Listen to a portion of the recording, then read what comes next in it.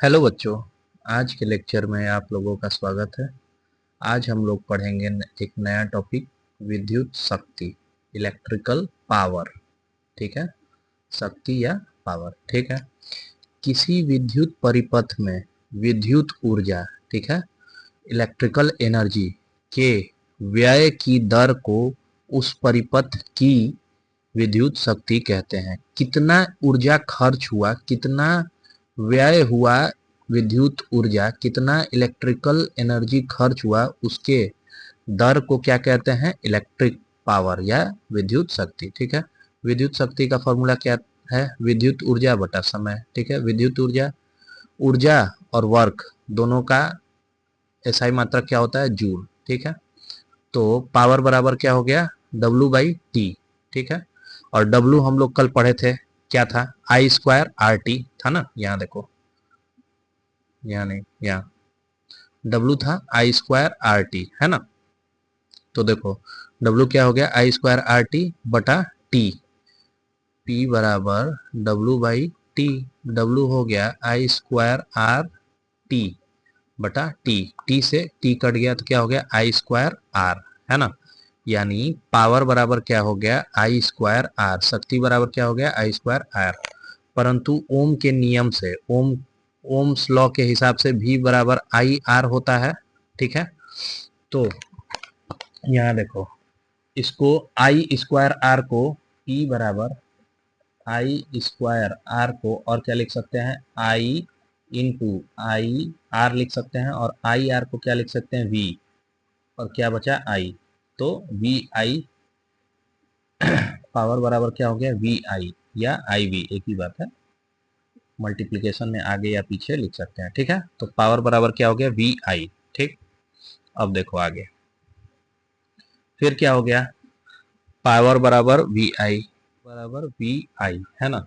अब देखो आगे क्या करेंगे। यहाँ पे ओम्स लॉ से ही V बराबर आई आर होता है। ठीक है, तो I को अगर रिप्लेस करना हो तो I बराबर V बाई आर होता है ना।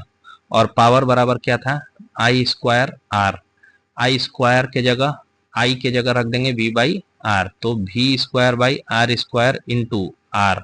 आर से आर स्क्वायर कट जाएगा, है ना। तो क्या आ जाएगा? पावर बराबर V स्क्वायर बाई आर। देखो यहाँ आ गया V स्क्वायर बाई आर। दोनों फॉर्मूला समझ गए। पावर का कितना फॉर्मूला हो गया? देखो आई स्क्वायर, पहला क्या हो गया? पावर बराबर आई स्क्वायर आर। दूसरा क्या हो गया? पावर बराबर वी आई, है ना। फिर पावर बराबर वी स्क्वायर बाई आर। ठीक है, सब याद ना हो तो सब निकाल सकते हैं, एक दूसरे से लिंक है। ठीक है, अब देखो, अतः किसी विद्युत परिपथ में किसी निश्चित समय t में व्यय हुई विद्युत ऊर्जा W ज्ञात करने के लिए विद्युत शक्ति P को समय से गुणा करेंगे। ठीक है, ये था ना P बराबर W बाई टी। ठीक है, तो W निकालना है तो क्या होगा? इधर ये मल्टीप्लिकेशन हो जाएगा, क्रॉस मल्टीप्लिकेशन, है ना। तो W बराबर P इंटू टी। ठीक है, याद रहेगा ये। चलो आगे, विद्युत शक्ति का मात्रक, मात्रक क्या होगा? यदि किसी परिपथ में 1 जूल प्रति सेकेंड की दर से कार्य किया जा रहा हो, 1 जूल, 1 जूल, 1 जूल प्रति सेकेंड के दर से पर सेकेंड, 1 सेकेंड में कार्य किया जा रहा है, वर्क किया जा रहा है, तो उस परिपथ की विद्युत शक्ति 1 वाट कहलाती है। यानी एक वाट बराबर क्या होता है? 1 जूल पर सेकेंड। जूल पर सेकेंड को वाट भी कहते हैं, जूल पर सेकेंड को वाट कहते हैं। चलो आगे देखते हैं, देखो क्या बोला। तो 1 वाट बराबर 1 जूल बाई 1 सेकेंड। देखो यहाँ शॉर्ट में लिखा है 1 वाट बराबर 1 जूल बाई 1 सेकेंड। 1 वाट बराबर 1 जूल पर सेकेंड। ठीक है, विद्युत शक्ति का मात्रक, पावर का मात्रक क्या होगा? विभवांतर का मात्रक यानी V इंटू धारा का मात्रक यानी I, वी आई। विद्युत शक्ति बराबर P बराबर वी आई होता है। तो विभवांतर का मात्रक और धारा का मात्रक, विभवांतर का मात्रक क्या होता है? वोल्ट होता है ना। 1 वोल्ट इंटू 1 एम्पियर, आई का मात्रक हो गया, ये V का मात्रक हो गया, ये आई का मात्रक हो गया। ठीक, 1 वोल्ट इंटू 1 एम्पियर यानी 1 वाट बराबर 1 वोल्ट एम्पियर होगा। ठीक है, 1 वाट बराबर 1 जूल पर सेकेंड भी होता है, 1 वाट बराबर 1 वोल्ट एम्पियर होगा। ठीक है, अब देखो इसको भी एक्सपेंड कर सकते हैं, 1 वोल्ट इंटू 1 एम्पियर है ना। अब देखो 1 वोल्ट इंटू 1 एम्पियर है। 1 वोल्ट को और क्या लिख सकते हैं, अच्छा विद्युत विभव का फॉर्मूला याद है, V बराबर 1 वोल्ट बराबर क्या था, वर्क बाई चार्ज था, जूल पर सेकेंड होता है, देखो सॉरी जूल पर कुलम्ब होता है, चार्ज का क्या होता है, जूल पर कुलम्ब होता है ना, सॉरी 1 वोल्ट का, ध्यान दो इधर पहले, 1 वोल्ट बराबर क्या होगा, वर्क बाई चार्ज होता है, वर्क का क्या होता है जूल, और चार्ज का क्या होता है, आवेश का क्या होता है कुलम्ब। तो क्या हो जाएगा, वोल्ट बराबर 1 वोल्ट बराबर 1 जूल बटा 1 कुलम्ब, देखो लिखा है 1 जूल बटा 1 कुलम्ब, ठीक है। उसके बाद एम्पियर मतलब करंट आई का फॉर्मूला क्या है, चार्ज Q बाई टी, तो Q का क्या हो जाएगा कुलम्ब, 1 कुलम्ब, T का क्या हो जाएगा सेकेंड, ठीक है। यहां से कुलम्ब और कुलम्ब कट जाएगा तो क्या हो जाएगा जूल सेकेंड, ठीक है। 1 वाट बराबर जूल पर सेकेंड, ठीक है। आ गया घूम फिर के एक ही बात, ये सब याद कर लेना, याद नहीं हो तो समझ लेना, समझ में आ गया ना। चलो आगे, विद्युत ऊर्जा, यदि किसी बिजली के बल्ब पर 220 वोल्ट 60 वाट, ठीक है, लिखा हो, जैसे जिसे रेटिंग कहा जाता है, रेटिंग दिया होता है किसी भी बल्ब वगैरह पे या किसी भी अप्लियंस पे 220 वोल्ट या 60 वॉट लिखा हो, इसका मतलब क्या है, देखो कि 220 वोल्ट के विभवांतर पे, ठीक है, 220 वोल्ट के विभवांतर पे 60 वाट का विद्युत शक्ति का यूज होगा। अच्छा वाट मतलब क्या हो गया, जूल पर सेकेंड, यानी हर सेकेंड 60 जूल एनर्जी खर्च होगा, हर सेकेंड पर सेकेंड 60 जूल का एनर्जी खर्च होगा, ठीक है। देखो लिखते हैं, लिखा हो तो इसका अर्थ होता है कि यदि किसी मकान के विद्युत परिपथ में इसे लगा दिया जाए तो यह 220 वोल्ट के विभवांतर पे, 220 वोल्ट के पोटेंशियल डिफरेंस पर 60 वाट शक्ति का उपयोग करेगा, 60 वाट पावर का उपयोग करेगा, अर्थात प्रति सेकेंड, हर सेकेंड इस बल्ब के कारण 60 जूल विद्युत ऊर्जा का व्यय होगा, 60 जूल, 60 जूल ऊर्जा खर्च होगा हर सेकेंड, ठीक है, इस बल्ब से।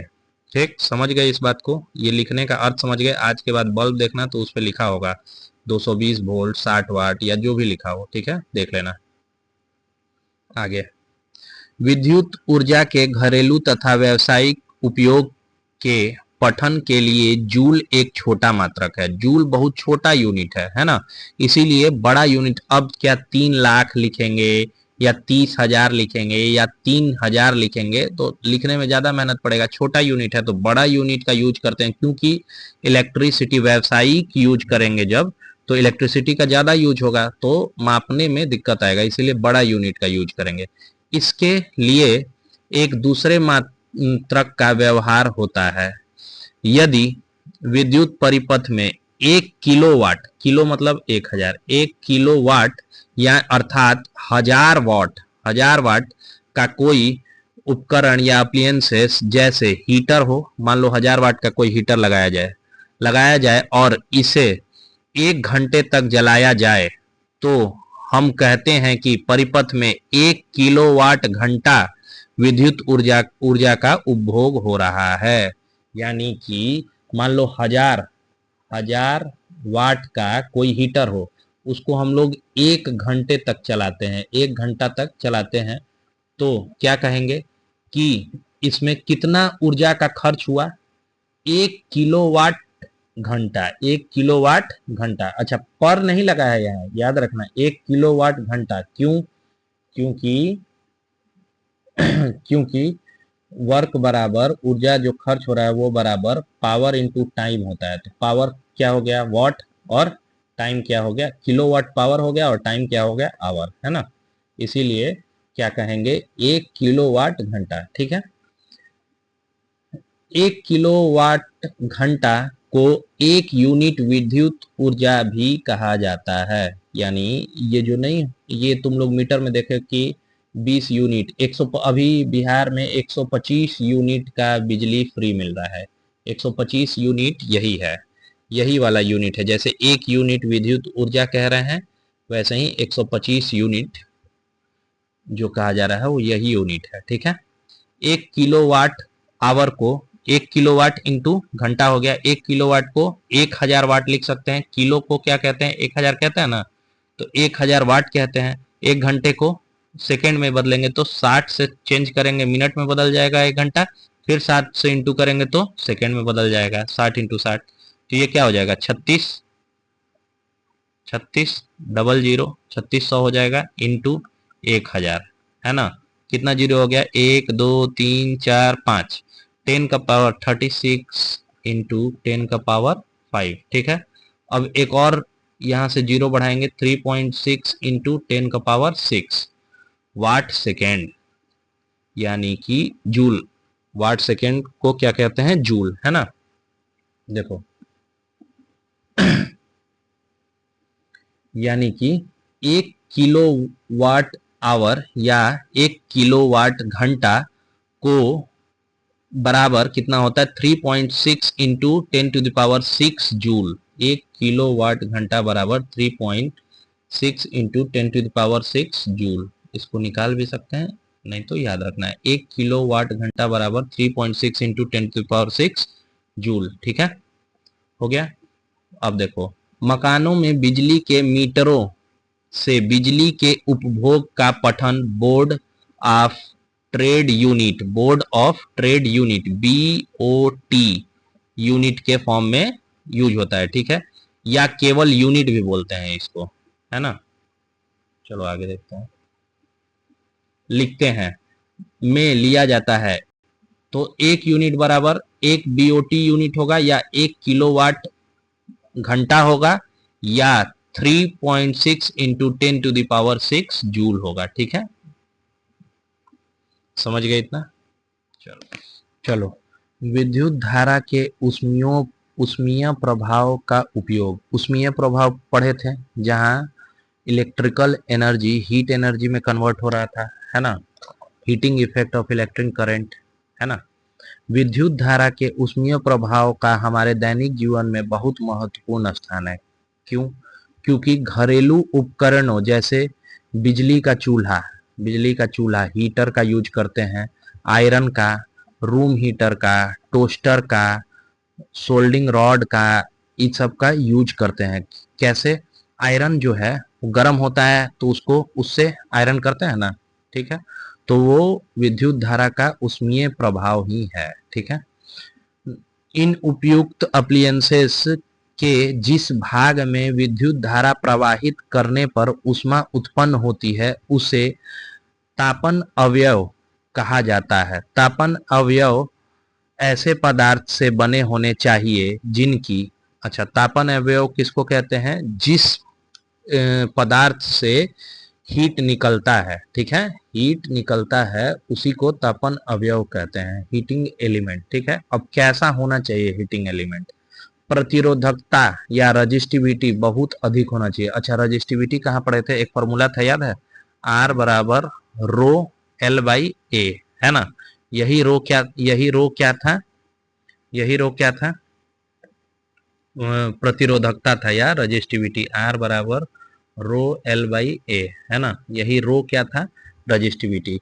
ये रजिस्टिविटी बहुत हाई होना चाहिए, क्यों, ताकि इसके साधारण लंबाई एवं मोटाई, नॉर्मल लेंथ और एरिया वाले तार का प्रतिरोध अधिक हो और इसमें कम धारा प्रवाहित होने पर भी अधिक ऊष्मा उत्पन्न हो सके। ठीक है, कहना ये चाहता है कि अगर R बराबर रो L बाई A है तो नॉर्मल लेंथ और एरिया पे भी रजिस्टेंस को हाई करना है, प्रतिरोध को हाई करना है, तो क्या हो करेंगे, रजिस्टिविटी बहुत ज्यादा अगर हाई रहेगा तो रजिस्टेंस भी हाई रहेगा, रजिस्टेंस ज्यादा होगा तो हीट ज्यादा निकलेगा, है ना। कम कम बिजली का खर्च होगा, कम करंट देना पड़ेगा और रजिस्टेंस ज्यादा जाएगा। ठीक है, उससे फायदा होगा। तो कैसा होना चाहिए हीटिंग एलिमेंट, प्रतिरोधकता इसका बहुत ही अधिक होना चाहिए। ठीक, अच्छा, गलनांक अधिक अत्यधिक उच्च हो गलनांक, मेल्टिंग पॉइंट ज्यादा होना चाहिए। क्यों? क्योंकि मान लो बहुत ज्यादा गर्म हुआ और वो जो हीटिंग एलिमेंट था वो खुद ही गल गया तो यूज कैसे करेंगे, इसीलिए उसका गलनांक अधिक होना चाहिए, ताकि इसमें प्रबल धारा हैवी करंट प्रवाहित होने पर उत्पन्न अत्यधिक उष्मा हीट ज्यादा उत्पन्न हो के तापन अवयव पिघले नहीं। ठीक है, बहुत ज्यादा हीट उत्पन्न हो और खुद हीटिंग एलिमेंट ही पिघल जाए तो फिर यूज कैसे करेंगे, इसीलिए। चलो, अधिकांश तापन अवयवों में, अच्छा ये नाइक्रोम के बारे में बता रहा है। नाइक्रोम में देखो क्या होता है, नाइक्रोम क्या है, मिश्र धातु है। इसमें निकेल 60% होता है, क्रोमियम 12% होता है, मैग्नीज 2% होता है, लोहा 26% होता है। ठीक है, का उपयोग किया जाता है। अधिकतर हीटिंग एलिमेंट में नाइक्रोम का उपयोग किया जाता है, क्योंकि इसकी प्रतिरोधकता, जो रो है, प्रतिरोधकता बहुत अधिक होती है और साथ ही इसका गलनांक भी अत्यधिक होता है। ठीक है, इसमें रो और मेल्टिंग पॉइंट दोनों हाई होता है। दोनों जो कंडीशन था हीटिंग एलिमेंट को अच्छा बनाने का, दोनों नाइक्रोम में होता है। नाइक्रोम में क्या क्या होता है, निकेल 60% है ना, क्रोमियम 12%, मैग्नीज 2% और लोहा 26%। ठीक है, याद रखना इसको, समझ गए। नाइक्रोम में क्या क्या होता है, निकेल 60%, क्रोमियम 12%, मैग्नीज 2%, लोहा 26%। ठीक है, विद्युत तापक या इलेक्ट्रिक हीटर, अब अप्लायंसेस के बारे में पढ़ते हैं, है ना। विद्युत तापकों में नाइक्रोम के तार की कुंडली विद्युत रोधी पदार्थ के आधार पर फैली रहती है। विद्युत रोधी पदार्थ मतलब चीनी मिट्टी या अभ्रक, है ना। चीनी मिट्टी का एक प्लेट होता है, ठीक है, उसके ऊपर ये कुंडली ऐसे ऐसे ऐसे ऐसे ऐसे ऐसे ऐसे नाइक्रोम का तार गिरा होता है। क्यों विद्युत रोधी का प्लेट क्यों ले रहे हैं, क्योंकि शॉर्ट सर्किट ना हो, क्योंकि सब अगर चालक हो जाएगा, एक दूसरे से चिपका रहेगा तो शॉर्ट सर्किट हो जाएगा। ठीक है, कुंडलियों और विद्युत रोधी आधारों का डिजाइन उपकरण के उपयोग के अनुसार होता है। ठीक है, कैसा उपयोग है उपकरण का, उस हिसाब से इसका डिजाइन होता है। अतः बिजली का चूल्हा या हीटर, है ना, विद्युत केतली जिसमें पानी गर्म करते हैं, या विद्युत इस्त्री आयरन, ठीक है, आदि का अपना अपना डिजाइन होता है। परंतु इन सभी के कुंडली में जब प्रबल धारा प्रवाहित होती है तब यह गर्म होकर ऊष्मा उत्पन्न करती है। विद्युत धारा, स्ट्रॉन्ग विद्युत करंट, इलेक्ट्रिक करंट जब फ्लो होगा तो ये क्या, गर्म होकर ऊष्मा उत्पन्न करेगी। ठीक है, उस ऊष्मा का हम लोग यूज करते हैं। ठीक है, अब देखो विद्युत बल्ब के बारे में पढ़ते हैं। विद्युत बल्ब में टंगस्टन के पतले तार की एक छोटी ऐंठी हुई कुंडली होती है। विद्युत बल्ब में टंगस्टन का एक तार होता है, ऐसे ऐसे ऐसे ऐसे ऐसे ऐसे ऐसे देखे होगे, है ना, ये, जिसे तंतु या फिलामेंट कहते हैं। तंतु या फिलामेंट कहते हैं। टंगस्टन के तार को, फिलामेंट किस चीज का बना होता है, टंगस्टन का। फिलामेंट या तंतु किस चीज का बना होता है, टंगस्टन का। क्वेश्चन आएगा। यह तंतु मोटी आधारी तारों द्वारा धातु को स्पर्शक बटनों या स्टैंड से जुड़े होते हैं। यहाँ नीचे स्टैंड होता है, देखो यहाँ फिगर दिया हुआ है, ये देखो स्पर्शक बटन या स्टैंड। ठीक है, टंगस्टन का तंतु या फिलामेंट, है ना, ये जुड़ा होता है स्टैंड से। ठीक है, अब देखो आगे। तंतु एक कांच बल्ब में बंद होता है। एक कांच के बल्ब में इस तंतु को, इस फिलामेंट को देखो, एक कांच के बल्ब में बंद किया जाता है ना, कांच के बल्ब में बंद किया जाता है। आगे, बल्ब के अंदर निम्न दाब मतलब प्रेशर कम होता है। निम्न दाब पर नाइट्रोजन और आर्गन जैसी निष्क्रिय गैसों का मिश्रण प्रायः भरा होता है ना। नाइट्रोजन और आर्गन क्यों भरा रहता है, क्योंकि एयर अगर रहेगा तो एयर क्या करेगा, एयर के ऑक्सीजन जो है वो फिलामेंट को ऑक्सीडाइज कर देंगे, है ना। इसीलिए ऑक्सीजन को हटा के कम प्रेशर पे, निम्न दाब पे, कम प्रेशर पे किस कौन सा गैस भरा होता है? नाइट्रोजन और आर्गन। कौन सा गैस भरा होता है? नाइट्रोजन और आर्गन, कम प्रेशर पे।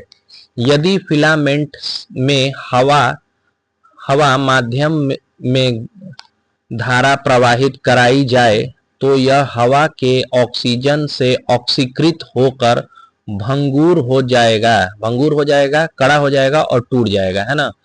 इसीलिए क्या करते हैं कि कौन सा दो गैस भरते हैं? नाइट्रोजन और आर्गन। नाइट्रोजन और आर्गन प्रेशर क्या रहेगा? कम रहेगा। प्रेशर क्या रहेगा? ऑल टाइम कम रहेगा। नाइट्रोजन और आर्गन गैस भरेंगे। ऑक्सीजन गैस मतलब एयर क्यों नहीं रहना चाहिए? क्योंकि एयर के ऑक्सीजन से जो है वो फिलामेंट ऑक्सीडाइज हो जाएगा, ऑक्सीडाइज होकर भंगुर हो जाएगा, ब्रिटल हो जाएगा, कड़ा हो जाएगा और टूट जाएगा। इसीलिए, ठीक है, इसीलिए फिलामेंट जिस कांच बल्ब के भीतर विस्थापित रहता है उसकी हवा निकालकर निष्क्रिय गैस भर दी जाती है। वही निष्क्रिय गैस नाइट्रोजन और आर्गन, है ना। गैसों को निम्न दाब पर भरा जाता है ताकि संवहन द्वारा ऊष्मा की हानि ना हो। संवहन द्वारा मतलब ऊष्मा जैसे ही हीट निकलेगा और हवा से, ठीक है, हवा के प्रेजेंस में क्या होगा? धीरे धीरे बह जाएगा हवा, तो हीट बहता जाएगा, तो हीट जो है, हीट का मात्रा कम हो जाएगा, ठीक है। विकिरण या रेडिएशन द्वारा ऊष्मा की हानि को न्यूनतम करने के लिए तंतु का पृष्ठ क्षेत्रफल मतलब एरिया, पृष्ठ क्षेत्रफल कम कम से कम होना चाहिए। इसलिए तंतु को कुंडलित आकार में, इसीलिए ऐसे मुड़ा मुड़ा रहता है, एरिया कम करने के लिए, ताकि रेडिएशन से ऊष्मा का हानि ना हो। अच्छा, कन्वेक्शन या संवहन से ऊष्मा का हानि ना हो, इसलिए गैस भरा जाता है निम्न दाब पे, मतलब कम प्रेशर पे गैस भरा जाता है ताकि संवहन या कन्वेक्शन से ऊष्मा का हानि ना हो, ठीक है। सरफेस एरिया, पृष्ठ क्षेत्रफल कम से कम किया जाता है ताकि विकिरण या रेडिएशन से ऊष्मा का हानि ना हो, ठीक है। पृष्ठ क्षेत्रफल कैसे कम करते हैं? कुंडलित करके उसको ऐसे ऐसे ऐसे ऐसे सिकोड़ देते हैं, ठीक है। चलो आगे। टंगस्टन का फिलामेंट इसलिए बनाया जाता है, टंगस्टन का फिलामेंट क्यों बनाया जाता है? कि इसका गलनांक अत्यधिक उच्च होता है। गलनांक बहुत ज्यादा होता है, मतलब बहुत ज्यादा टेम्परेचर होगा फिर भी ये गल के खराब नहीं होगा, ठीक। अत्यधिक उच्च होता है, लगभग 3400 डिग्री सेल्सियस, 3400 डिग्री सेल्सियस इसका गलनांक होता है। अतः यह बिना गले 2700 डिग्री सेल्सियस का श्वेत ताप, श्वेत तप्त ताप, व्हाइट हॉट टेम्परेचर प्राप्त कर सकता है। 2700 डिग्री सेल्सियस तक टेम्परेचर, व्हाइट हॉट टेम्परेचर प्राप्त कर लेता है। चूंकि टंगस्टन की प्रतिरोधकता बहुत कम होती है, प्रतिरोधकता इसका कम होता है, फिर भी हम लोग को रेजिस्टेंस तो बढ़ाना होगा। क्या फॉर्मूला था, याद आ रहा है? रेजिस्टेंस का फॉर्मूला था रो एल बाई ए। ये कम हो गया, प्रतिरोधकता इसकी कम हो गई, है ना। अब क्या कर सकते हैं? लेंथ और एरिया को ऐसा चेंज करें ताकि रेजिस्टेंस, प्रतिरोध जो है बढ़े। कैसे चेंज करेंगे? इसलिए पतली और लंबी तंतु लेना पड़ता है। पतली तंतु मतलब पतली लेंगे तो एरिया कम हो जाएगा, एरिया कम होने से इसके इनवर्सली प्रोपोर्शनल होता है रेजिस्टेंस, है ना। 1/एरिया होता है रेजिस्टेंस, रेजिस्टेंस जो है इनवर्सली प्रोपोर्शनल होता है, यानी एरिया कम करेंगे, पतला अगर तंतु लेंगे तो क्या होगा? रेजिस्टेंस बढ़ेगा। और लंबा अगर तंतु लेंगे तो लेंथ के तो डायरेक्टली प्रोपोर्शनल होता है, लेंथ अगर बढ़ाएंगे तब भी रेजिस्टेंस बढ़ेगा। इसीलिए क्या बोल रहा है? प्रतिरोधकता तो कम है, तो क्या क्या कर सकते हैं? इसलिए पतला और लंबा तंतु लेना पड़ता है ताकि प्रतिरोध अधिक हो, प्रतिरोध अधिक हो, प्रतिरोध जो है, रेजिस्टेंस जो है अधिक हो और ऊष्मा अधिक उत्पन्न हो, ठीक है। ये बल्ब का समझ गए हम लोग, विद्युत बल्ब। चलो आगे पढ़ते हैं। सुरक्षा फ्यूज, बिजली के उपकरणों यानी उपकरण तथा मकान के में बिजली की धारा ले जाने के लिए जो परिपथ बनाया जाता है उसमें कांच की नली या चीनी मिट्टी या एक तरह के प्लास्टिक से ढके उपकरण होते हैं जिन्हें फ्यूज कहा जाता है, ठीक है। फ्यूज देखे होंगे, बोर्ड में भी फ्यूज होता है जो बोर्ड होता है स्विच बोर्ड, उसमें सारे स्विच लगे होते हैं, एक तरह का ऐसे गोल सा फ्यूज लगा होता है किसी किसी बोर्ड में, या पूरे मकान का एक जगह फ्यूज होता है। चीनी मिट्टी का पहले लगता था, आजकल किसी और प्लास्टिक का और नया नया डिजाइन का आ गया। ये देखो, ये ऐसा याद है तुम लोग को, पीला कलर का होता था चीनी मिट्टी का, ठीक है। क्यों, फ्यूज से क्या होता है, क्या फायदा होता है, ये देखते हैं। इसमें जस्ता या लेड, शीशे और टीन की मिश्र धातु का एक तार होता है, ठीक है। जस्ता, लेड और टीन का मिश्र धातु का एक तार होता है। इसकी प्रतिरोधकता अधिक, प्रतिरोधकता तो ज्यादा होता है, रो ज्यादा होता है, ठीक है, और गलनांक कम होता है। गलनांक कम होने का मतलब जैसे ही ज्यादा हीट उत्पन्न होगा, ज्यादा विद्युत धारा अचानक से प्रवाहित होगा, ज्यादा हीट उत्पन्न होगा, गलनांक कम होने के चलते ये गल जाएगा, टूट जाएगा, ठीक है। अतः जब परिपथ में अचानक धारा की प्रबलता आवश्यकता से अधिक बढ़ जाती है, तब धारा से उत्पन्न अत्यधिक ऊष्मा फ्यूज के तार को पिघला देती है। समझे, अचानक से जब क्या होता है, धारा की प्रबलता बढ़ जाती है, करंट आई, करंट खूब तेज अगर बढ़ जाएगा तो ये गल जाएगा। गलने से क्या होगा, ये टूट जाएगा। टूट जाएगा तो करंट का जो, विद्युत का जो परिपथ है वो टूट जाएगा, ब्रेक हो जाएगा, तो बिजली कट जाएगी। बिजली कट जाने से क्या फायदा होगा, जो महंगे तुम्हारे पास इंस्ट्रूमेंट होंगे जैसे पंखा, बल्ब, फ्रिज, टेलीविजन, ठीक है, ट्रांजिस्टर, मोटर, ये सब में बिजली अचानक से बहुत ज्यादा नहीं जा पाएगा, क्योंकि पहले तो फ्यूज में जाएगा, फ्यूज ही टूट गया है ना, तो ये सब उपकरण जलने से बच जाते हैं, ठीक है। याद रखना इसको, जलने से बचाता है फ्यूज। विद्युत धारा की प्रबलता के जिस मान पर पहुंचते ही फ्यूज गल जाता है, जिसे साधारण भाषा में हम फ्यूज का उड़ जाना कहते हैं, फ्यूज उड़ गया कहते हैं ना, उसे फ्यूज या फ्यूज तार का अनुमंतांक या क्षमता कहते हैं, ठीक है। उदाहरण के लिए 5 एम्पियर के फ्यूज का अर्थ यह है कि धारा की प्रबलता 5 एम्पियर से बढ़ते ही फ्यूज तार गल जाएगा, ठीक है। मान लो 5 एम्पियर का फ्यूज है तो क्या होगा, जैसे ही 5 एम्पियर से ज्यादा बढ़ेगा वो गल जाएगा, टूट जाएगा, ठीक है। समझ गए, चलो आगे। ये थोड़ा गड़बड़ है लेकिन पढ़ाई हो जाएगा। देखो, जब भी किसी चालक से विद्युत धारा प्रवाहित होती है, जब भी किसी चालक से विद्युत धारा प्रवाहित होती है, कुछ न कुछ ऊष्मा उत्पन्न होती है, कुछ न कुछ ऊष्मा उत्पन्न होती है। यदि जैसे जब भी कोई भी चालक है उसमें से विद्युत धारा जाएगा, करंट जाएगा, तो कुछ न कुछ ऊष्मा, हीट उत्पन्न होगा। यदि हम इस ऊष्मा का उपयोग नहीं करते तो यह ऊर्जा की बर्बादी है, और हम लोग अगर इसका यूज नहीं कर पा रहे हैं तो ये बेकार जा रहा है।